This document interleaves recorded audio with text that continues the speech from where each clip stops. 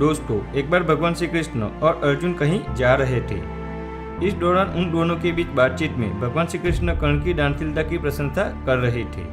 इस बात पर अर्जुन ने भगवान श्री कृष्ण से कहा कि क्यों कर्ण को ही दानवीर कहा जाता है, अर्जुन को नहीं, जबकि दान तो अर्जुन भी बहुत करते हैं। भगवान श्री कृष्ण अर्जुन की ओर देख पल भर में ही उनके मनोभाव जान लिए। इसीलिए भगवान श्री कृष्ण ने अर्जुन को कर्ण की दानशीलता का ज्ञान करवाने का निश्चय कर दिया।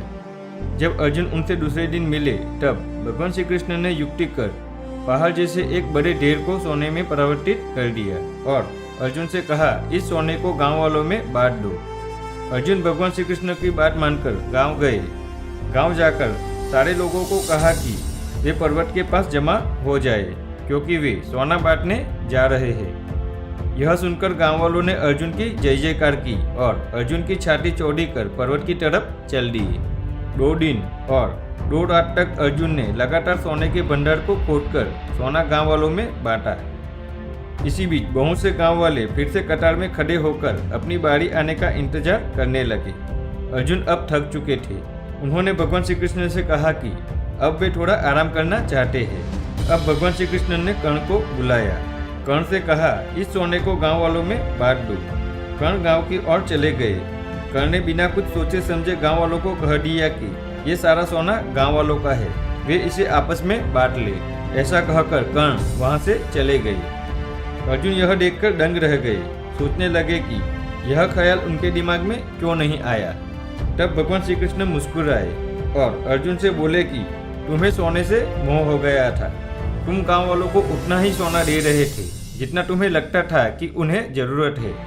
इसीलिए सोने को दान में कितना देना है इसका आकर तुम तय कर रहे थे। लेकिन कर्ण ने इस तरह से नहीं सोचा और दान देने के बाद कर्ण वहां से दूर चले गए। वे नहीं चाहते थे कि कोई उनकी प्रशंसा करे, ना ही उन्हें इस बात से कोई फर्क पड़ता था कि कोई उनके पीछे उनके बारे में क्या बोलता है। यह सुनकर अर्जुन को अपने अहंकारी होने का ज्ञात हो गया। अर्जुन ने भगवान श्री कृष्ण से कहा, उन्हें आत्मज्ञान हो चुका है कि दान देने के बदले में धन्यवाद या बधाई की उम्मीद करना उपहार नहीं, सौदा कहलाता है, और मैंने इसकी कामना की जबकि कर्ण ने नहीं। यही कारण है कि कर्ण सबसे बड़ा दानवीर है।